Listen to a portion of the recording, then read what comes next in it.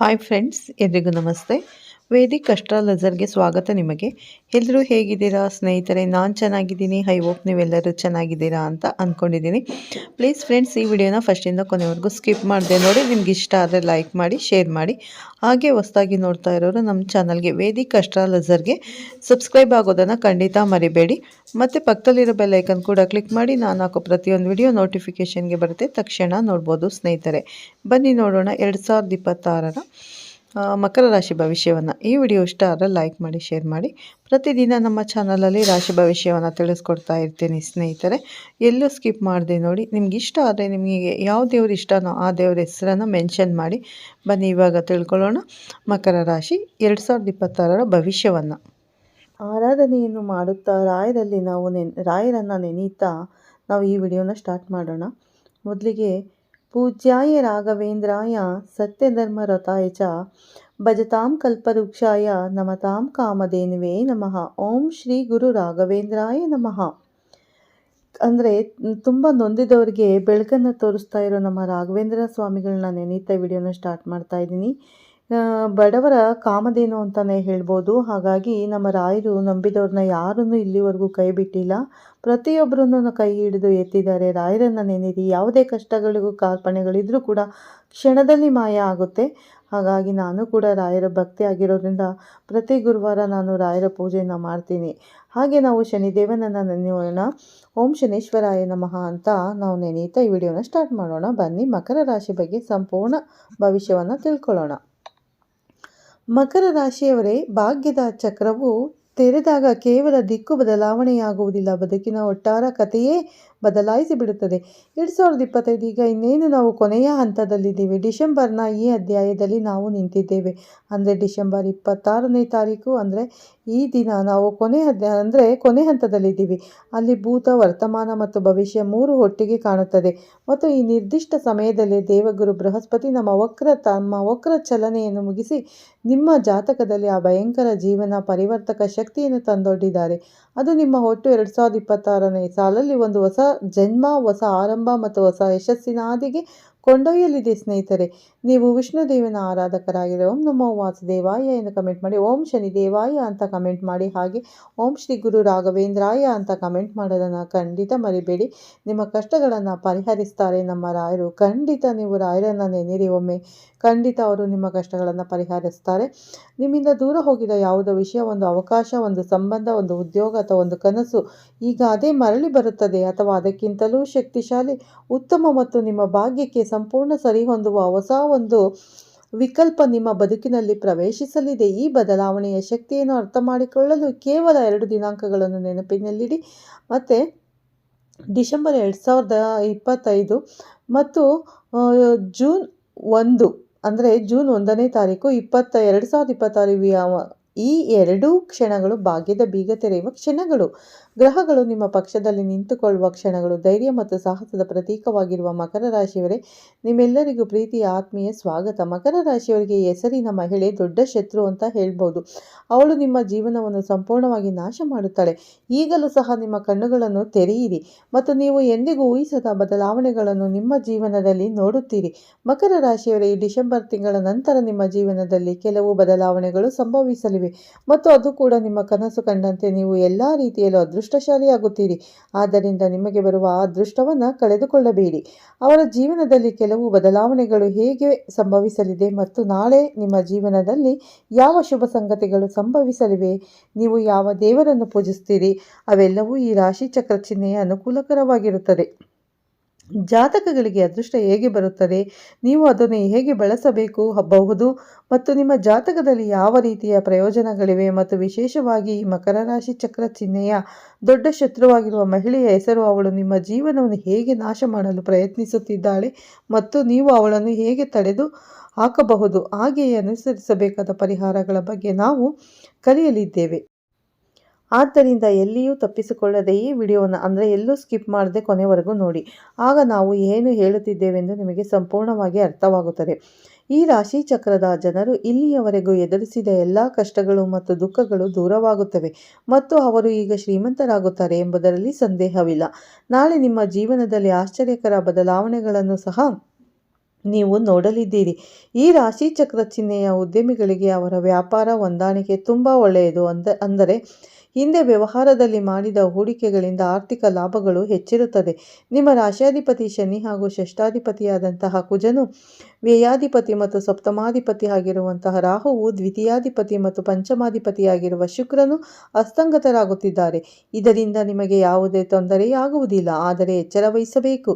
ಖರ್ಚುಗಳು ಹೆಚ್ಚಾಗುತ್ತವೆ. ಶುಭ ಕಾರ್ಯಗಳಲ್ಲಿ ಎಚ್ಚರ ವಹಿಸಿ ನಡೆದುಕೊಳ್ಳಬೇಕು, ಇಲ್ಲದಿದ್ದರೆ ತೊಂದರೆಗಳು ಸಂಭವಿಸುತ್ತವೆ. ಶನಿ 11ನೇ ಮನೆಯಲ್ಲಿ ಇರುವುದರಿಂದ ಕಷ್ಟಪಟ್ಟು ಕೆಲಸ ಮಾಡಿದರೆ ನಿಮಗೆ ತುಂಬ ಒಳ್ಳೆಯದು ಮಾಡುತ್ತಾನೆ.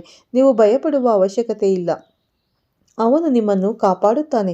ಯಾವುದೋ ಒಂದು ಶುಭ ಫಲ ನಿಮ್ಮನ್ನು ಹುಡುಕಿಕೊಂಡು ಬರುತ್ತದೆ ಮತ್ತು ಒಡಹುಟ್ಟಿದವರೊಂದಿಗೆ ತುಂಬ ಸಂತೋಷದಿಂದ ಸಮಯವನ್ನು ಕಳೆಯುತ್ತೀರಿ. ನಿಮ್ಮ ವೈವಾಹಿಕ ಜೀವನ ತುಂಬ ಸುಖಮಯವಾಗಿರುತ್ತದೆ. ಗುರುಬಲ ಹೋದರೂ ಕೂಡ ಉಚ್ಚ ಸ್ಥಾನದಲ್ಲಿರುವ ಗುರುವಿನ ಪ್ರಭಾವವನ್ನು ನೀವು ಅನುಭವಿಸುತ್ತೀರಿ. ನೀವು ಯಾವುದೇ ಜನ್ಮದಲ್ಲಿ ಯಾವ ಪುಣ್ಯವನ್ನು ಗಳಿಸಿದ್ದೀರಿ ಎಂದು ನನಗೆ ತಿಳಿದಿಲ್ಲ, ಆದರೆ ಇಷ್ಟು ದಿನ ಕೆಳಭಾಗದಲ್ಲಿದ್ದ ನೀವು ಈಗ ಒಂದೇ ಬಾರಿಗೆ ಎಷ್ಟೊಂದು ಹಣವನ್ನು ಗಳಿಸುತ್ತಿದ್ದೀರಿ ಎಂದು ಹೇಳಿದಾಗ ಅನೇಕ ಜನರು ಆಶ್ಚರ್ಯಚಕಿತರಾಗುತ್ತಾರೆ. ಅವರು ಇದರ ಅರ್ಥವೇನೆಂದರೆ, ಹಿಂದೆ ನಿಮ್ಮನ್ನು ತೊರೆದವರು ನಿಮ್ಮ ಜೀವನದಲ್ಲಿ ಮತ್ತೆ ಬರುತ್ತಾರೆ ಮತ್ತು ಅವರು ತಮ್ಮ ತಪ್ಪುಗಳನ್ನು ಅರಿತುಕೊಳ್ಳುತ್ತಾರೆ. ಆ ಸಮಯ ಬಹಳ ಬೇಗ ಬರುತ್ತದೆ, ಏಕೆಂದರೆ ಡಿಸೆಂಬರ್ ಅಂತ್ಯವು ಈ ಮಕರ ರಾಶಿಯವರಿಗೆ ಒಳ್ಳೆಯ ಸಮಯ. ಇಂದಿನಿಂದ ಅವರ ಜೀವನದಲ್ಲಿ ಎಲ್ಲವೂ ಚೆನ್ನಾಗಿರುತ್ತದೆ ಮತ್ತು ಅವರಿಗೆ ಎಲ್ಲ ರೀತಿಯಲ್ಲೂ ಬೆಂಬಲ ನೀಡಲಾಗುವುದು, ಏಕೆಂದರೆ ಈ ಮಕರ ರಾಶಿಯವರಿಗೆ ಈ ಸಮಯ ತುಂಬ ಚೆನ್ನಾಗಿ ಬರುತ್ತಿದೆ ಎಂದು ಹೇಳಬಹುದು. ಅಲ್ಲದೆ ಈ ಜನರಿಗೆ ಈಗ ಅದೃಷ್ಟ ಅವಕಾಶ ಮುಟ್ಟುತ್ತದೆ. ಮಕರ ರಾಶಿಯ ಅಧಿಪತಿ ಶನಿ ಮತ್ತು ಅವರು ವಿಶೇಷ ಎಂದು ಗುರುತಿಸಲ್ಪಡುತ್ತಾರೆ. ನಿಜವಾದ ಅಧಿಪತಿ ಶನಿ ಈ ರಾಶಿಚಕ್ರ ಚಿಹ್ನೆಯ ಎಲ್ಲ ರಾಶಿಚಕ್ರ ಚಿಹ್ನೆಗಳಿಗಿಂತ ಭಿನ್ನವಾಗಿದೆ ಎಂಬುದರಲ್ಲಿ ಸಂದೇಹವಿಲ್ಲ. ಸ್ನೇಹಿತರೆ, ನೀವು ಇಷ್ಟು ದಿನ ಯಾರಿಗಾಗಿ ನಿಮ್ಮ ಜೀವನವನ್ನು ಸವಿಸಿದ್ದೀರಾ, ಅವರಿಗಾಗಿ ನಿಮ್ಮ ಜೀವನವನ್ನೇ ತ್ಯಾಗ ಮಾಡಿದ್ದೀರಾ, ಈಗ ಆ ವ್ಯಕ್ತಿಯ ನಿಜವಾದ ಬಣ್ಣ ನಿಮ್ಮ ಮುಂದೆ ಬಯಲಾಗಲಿದೆ. ಅಂದಿನಿಂದ ನಿಮ್ಮ ಜೀವನದ ದಿಕ್ಕೇ ಬದಲಾಗುತ್ತದೆ, ನಿಮ್ಮ ಯೋಚನೆಯ ಶಕ್ತಿ ಬದಲಾಗುತ್ತದೆ. ಅಷ್ಟೇ ಅಲ್ಲದೆ ನಿಮ್ಮ ಆರ್ಥಿಕ ಸ್ಥಿತಿ ಉಜ್ವಲಗೊಳ್ಳುತ್ತದೆ. ನೀವು ನಂಬಿರುವ ಜನರ ಮೋಸದ ಮುಖಗಳನ್ನು ದೇವರು ನಿಮಗೆ ಗೊತ್ತಾಗುವಂತೆ ಮಾಡಲಿದ್ದಾರೆ. ಮತ್ತೆ ಇದರಿಂದ ನೀವು ನಂಬಿಕೆಯನ್ನು ಕಳೆದುಕೊಳ್ಳಬಹುದು, ಧೈರ್ಯಗೆಡಬಹುದು. ಆದರೆ ಅಷ್ಟೇ ಬೇಗ ಆ ದೇವರು ನಿಮಗೆ ಧೈರ್ಯ ಹಾಗೂ ಶಕ್ತಿಯನ್ನು ಕೊಡುತ್ತಾನೆ. ಈ ಸಮಯದಲ್ಲಿ ನಿಮ್ಮ ಜೀವನದಲ್ಲಿ ಆಕಸ್ಮಿಕವಾಗಿ ಹಣ ನಿಮ್ಮನ್ನು ಹುಡುಕಿಕೊಂಡು ಬರುತ್ತದೆ. ನಿಮಗೆ ಅದರ ಬಗ್ಗೆ ಗೊತ್ತೇ ಇರುವುದಿಲ್ಲ, ಆ ರೀತಿ ನಿಮಗೆ ಹಣ ಬಂದು ಸೇರುತ್ತದೆ. ಈ ಸಮಯದಲ್ಲಿ ಉದ್ಯೋಗದಲ್ಲಿ ಅತಿ ಉತ್ತಮವಾಗಿರುತ್ತದೆ. ಕೆಲಸದಲ್ಲಿಯೂ ಅಷ್ಟೇ. ಎಲ್ಲರೂ ಕೂಡ ನಿಮ್ಮ ನಿರ್ಣಯದ ಮೇಲೆ ನಿಂತುಕೊಂಡಿರುತ್ತಾರೆ. ನಿಮ್ಮ ನಿರ್ಣಯವೇ ಕೊನೆ ಎಂದು ಹೇಳುತ್ತಾರೆ. ನಿಮ್ಮ ಮೇಲೆ ಅಷ್ಟು ನಂಬಿಕೆ ಇಡುತ್ತಾರೆ. ಕೆಲಸದಲ್ಲಿ ಇಷ್ಟು ದಿನ ಯಾರು ನಿಮ್ಮನ್ನು ಅವಮಾನ ಮಾಡಿದ್ದರೋ, ಅವಹೇಳನ ಮಾಡಿದ್ದರೋ ಅವರೇ ಬಂದು ನಿಮ್ಮ ಮುಂದೆ ತಲೆಬಾಗಿ ಕ್ಷಮೆ ಕೇಳುತ್ತಾರೆ. ಸ್ನೇಹಿತರೆ, ಅವರೇ ನಿಮ್ಮನ್ನು ಹೊಗಳುತ್ತಾರೆ. ಈ ರೀತಿಯ ಘಟನೆಗಳು ಇನ್ನು ಮುಂದೆ ನಡೆಯುತ್ತಾ ಹೋಗುತ್ತವೆ. ನೀವು ಇಷ್ಟು ದಿನಗಳ ಕಾಲ ತೊಂದರೆಯನ್ನು ಅನುಭವಿಸುತ್ತಾ ಬಂದಿದ್ದೀರಿ, ಆದರೆ ಇನ್ನು ಮುಂದೆ ಆ ರೀತಿ ಆಗುವುದಿಲ್ಲ. ನಿಮಗೆ ಇನ್ನು ಮುಂದೆ ಎಲ್ಲವೂ ಶುಭವಾಗುತ್ತದೆ. ಸ್ನೇಹಿತರೆ, ಈ ಸಮಯದಲ್ಲಿ ಸಿಗುವ ಸಂತೋಷ ವಿಚಾರಗಳನ್ನು ನೀವು ಜೀವನ ಪೂರ್ತಿ ಮರೆಯುವುದಿಲ್ಲ. ಈ ಸಮಯದಲ್ಲಿ ಮಕರ ರಾಶಿಯವರಿಗೆ ಧನಲಕ್ಷ್ಮೀ ದೇವಿ ಮಾತಾ ಮತ್ತು ಆಶೀರ್ವಾದ ದೊರೆಯಲಿದೆ. ಅವುಗಳನ್ನು ಅರ್ಥ ಮಾಡಿಕೊಳ್ಳುವುದು ಎಲ್ಲರಿಗೂ ಒಂದು ಸವಾಲಾಗಿದೆ. ಆಳವಾಗಿರುವುದು, ಒಂದು ಒಳ್ಳೆಯ ಭಾವನೆಗಳನ್ನು ಹೊಂದಿರುವುದು ಎಂಬ ಗುಣದಿಂದಾಗಿ ಅವರು ಹೊರಗೆ ತುಂಬ ಕಠಿಣ ಮತ್ತು ಗಂಭೀರವಾಗಿ ಕಾಣುತ್ತಾರೆ, ಆದರೆ ಒಳಗೆ ವೇಗದ ಸಾಗರವೇ ಇರುತ್ತದೆ ಮತ್ತು ಮನಸ್ಥಿತಿ ಸಾಗರದಂತಿರುತ್ತದೆ. ಅವರು ಹೊರಗೆ ಶಾಂತವಾಗಿ ಕಾಣಿಸಿಕೊಂಡರೂ ಒಳಗೆ ಅನೇಕ ಆಲೋಚನೆಗಳಿಗೆ ಅವರು ತಾಳ್ಮೆ ಮತ್ತು ಸಹಿಷ್ಣುತೆ ಅಡ್ಡ ಹೆಸರು. ಜೀವನದಲ್ಲಿ ಉತ್ತಮ ಸ್ಥಾನವನ್ನು ಪಡೆಯಲು ನೀವು ತುಂಬ ಶ್ರಮಿಸುತ್ತೀರಿ. ಒಳ್ಳೆಯತನ ಮತ್ತು ಪರಿಶ್ರಮ ಹೆಚ್ಚು. ಈ ಮಕರ ರಾಶಿಯವರನ್ನು ಅರ್ಥ ಮಾಡಿಕೊಳ್ಳಲು ನೀವು ಮೊದಲು ಅವರ ಅಪರಿಮಿತ ಇಚ್ಛಾಶಕ್ತಿಯನ್ನು ತಿಳಿದುಕೊಳ್ಳಬೇಕು. ಅವರು ಒಂದು ಗುರಿಯನ್ನು ಹೊಂದಿದ್ದಾರೆಂದು ಅವರು ಭಾವಿಸುತ್ತಾರೆ ಮತ್ತು ಅದನ್ನು ಸಾಧಿಸುವವರೆಗೂ ಅವರು ಹಿಂದೆ ಸರಿಯುವುದಿಲ್ಲ.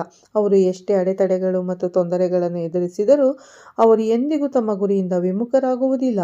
ಈ ರಾಶಿ ಚಕ್ರ ಚಿಹ್ನೆಯ ಮಹಿಳೆಯರು ಮತ್ತು ಎತ್ತರದ ಕನ್ನಡಿಯ ಮುಂದೆ ನಿಂತು ತಮ್ಮ ಸೌಂದರ್ಯವನ್ನು ಮೆಚ್ಚುತ್ತಾರೆ. ಈ ಮಕರ ರಾಶಿಯವರು ಎತ್ತರವನ್ನು ತಲುಪುವಲ್ಲಿ ಕೌಶಲ್ಯ ಹೊಂದಿದ್ದಾರೆ ಮತ್ತು ಸಮಾಜದಲ್ಲಿ ಬುದ್ಧಿವಂತರೆಂದು ಗುರುತಿಸಲ್ಪಡುತ್ತಾರೆ. ಅವರು ತಮ್ಮ ಜೀವನದಲ್ಲಿ ಅತ್ಯುತ್ತಮ ಸ್ಥಾನಗಳನ್ನು ಸಾಧಿಸಲಿದ್ದಾರೆ. ಅಲ್ಲದೆ ಈ ಮಕರ ರಾಶಿಯಲ್ಲಿ ಜನಿಸಿದವರು ಯಾವಾಗಲೂ ವಿಜಯದ ಹಾದಿಯಲ್ಲಿ ನಡೆಯಲು ಇಷ್ಟಪಡುತ್ತಾರೆ. ಈ ರಾಶಿ ಚಕ್ರ ಚಿಹ್ನೆಗಳಿಗೆ ವಿದೇಶ ಪ್ರಯಾಣ ಲಾಭದಾಯಕ. ಇದರ ಜೊತೆಗೆ ಈ ಮಕರ ರಾಶಿಯವರು ವೈದ್ಯಕೀಯ ಮತ್ತು ತಾಂತ್ರಿಕ ಶಿಕ್ಷಣದಲ್ಲಿ ಶ್ರೇಷ್ಠರಾಗಿರುತ್ತಾರೆ. ಅದೇ ರೀತಿ ಇವರು ಸಂಗೀತ ಮತ್ತು ಸಾಹಿತ್ಯದ ಬಗ್ಗೆ ಅಪಾರ ಉತ್ಸಾಹ ಹೊಂದಿರುತ್ತಾರೆ. ಕೋಪ ಕೂಡ ಬೇಗ ಬರುತ್ತದೆ, ಅದು ಕೂಡ ಒಂದು ವಿಪತ್ತು ಎಂದು ಹೇಳಬಹುದು. ಆದರೆ ಕೋಪ ಬಂದಷ್ಟೇ ಬೇಗ ಅವರು ತಣ್ಣಗಾಗುತ್ತಾರೆ. ಅಲ್ಲದೆ ಈ ಮಕರ ರಾಶಿಯವರು ಯಾವುದೇ ವಿಷಯದಲ್ಲಿ ರಾಜಿ ಮಾಡಿಕೊಳ್ಳುವುದಿಲ್ಲ. ಈ ಮಕರ ರಾಶಿಯವರು ಎಲ್ಲರನ್ನೂ ಒಂದೇ ಮಟ್ಟದಲ್ಲಿ ನೋಡುತ್ತಾರೆ. ಯಾರನ್ನಾದರೂ ಸಮಾನವಾಗಿ ನಡೆಸಿಕೊಳ್ಳುವ ಮನಸ್ಥಿತಿ ತಮಗಿಂತ ಕೆಟ್ಟ ಮಟ್ಟದಲ್ಲಿರುವವರನ್ನು ಸಹ ಈ ರಾಶಿ ಚಕ್ರ ಚಿಹ್ನೆಯಲ್ಲಿ ಹೆಚ್ಚು ಗೋಚರಿಸುತ್ತದೆ. ಆದರೆ ಮಕರ ರಾಶಿಯವರಲ್ಲಿ ಅದೃಷ್ಟ ಸಿಗಲು ಇದೇ ಕಾರಣ. ಆರೋಗ್ಯದ ವಿಷಯಗಳನ್ನು ನೋಡಿದರೆ ಅವರ ಆರೋಗ್ಯ ತುಂಬ ಚೆನ್ನಾಗಿರುತ್ತದೆ. ಹಿಂದೆ ಇದ್ದ ಎಲ್ಲ ಅನಾರೋಗ್ಯ ಸಮಸ್ಯೆಗಳಿಂದ ನೀವು ಮುಕ್ತರಾಗಲು ಸಹ ಸಾಧ್ಯವಾಗುತ್ತದೆ. ಎಲ್ಲ ಆರೋಗ್ಯ ಸಮಸ್ಯೆಗಳು ಸಂಪೂರ್ಣವಾಗಿ ನಿವಾರಣೆಯಾಗುತ್ತದೆ. ಆರೋಗ್ಯದ ಬಗ್ಗೆ ಚಿಂತಿಸುವ ಅಗತ್ಯವಿಲ್ಲ. ಈ ರಾಶಿ ಚಕ್ರ ಚಿಹ್ನೆಗಳಿಗೆ ಮುಂಬರುವ ದಿನಗಳು ತುಂಬ ಒಳ್ಳೆಯದಾಗಲಿದೆ ಎಂದು ಹೇಳಬಹುದು. ಈ ರಾಶಿ ಚಕ್ರ ಚಿಹ್ನೆಯ ಉದ್ಯೋಗಿಗಳು ಕಚೇರಿಯಲ್ಲಿ ಕಠಿಣ ಸ್ಪರ್ಧೆಯನ್ನು ಎದುರಿಸಬೇಕಾಗುತ್ತದೆ. ಈ ಸಮಯದಲ್ಲಿ ಜಾಗರೂಕರಾಗಿರಬೇಕು. ಕೆಲವು ನಿಮ್ಮ ಪ್ರಗತಿಗೆ ಅಡ್ಡಿಯಾಗಲು ಪ್ರಯತ್ನಿಸಬಹುದು, ಆದರೆ ಆದ್ದರಿಂದ ನೀವು ನಿಮ್ಮ ಗುರಿಯತ್ತ ವಿಶೇಷ ಗಮನ ಹರಿಸಬೇಕು. ಈ ಸಮಯ ವಿದ್ಯಾರ್ಥಿಗಳಿಗೆ ಅನುಕೂಲಕರವಾಗಿದೆ. ಶಿಕ್ಷಣದಲ್ಲಿ ಕೆಲವು ಬದಲಾವಣೆಗಳು ಇರುತ್ತವೆ. ನಿಮಗೆ ಹೊಸ ಅವಕಾಶಗಳು ಸಿಗುತ್ತವೆ. ನೀವು ಮಾನಸಿಕವಾಗಿ ತುಂಬ ಬಲಶಾಲಿಯಾಗುತ್ತೀರಿ. ಈ ಅವಧಿಯಲ್ಲಿ ಪ್ರಸ್ತುತ ಎಲ್ಲ ಕೆಲಸಗಳು ತಾಳ್ಮೆಯಿಂದ ಮಾಡಬೇಕಾಗುತ್ತದೆ ಎಂದು ಹೇಳಬೇಕು.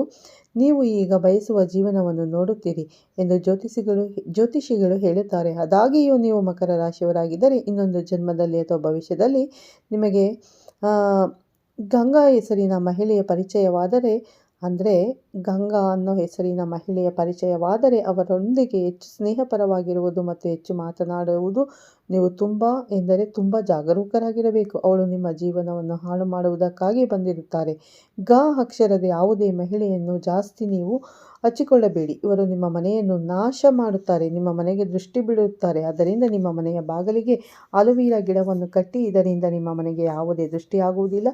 ಮತ್ತು ವಿಷ್ಣುವಿನ ದೇವಸ್ಥಾನಕ್ಕೆ ಹೋಗಿ ತುಳಸಿ ಪತ್ರೆಯನ್ನು ಅರ್ಪಿಸಿ ಬನ್ನಿ. ಕಷ್ಟಗಳೆಲ್ಲವೂ ಪರಿಹರಿಸುತ್ತದೆ. ನಿಮ್ಮನ್ನು ದುಷ್ಟರಿಂದ ರಕ್ಷಿಸುತ್ತಾರೆ. ನಮ್ಮ ಕಷ್ಟಗಳೆಲ್ಲವೂ ಪರಿಹರಿಸು ಎಂದು ಆ ವಿಷ್ಣುವಿನಲ್ಲಿ ಬೇಡಿಕೊಳ್ಳಿ. ನಾನು ಸಹ ಬೇಡಿಕೊಳ್ಳುತ್ತೇನೆ.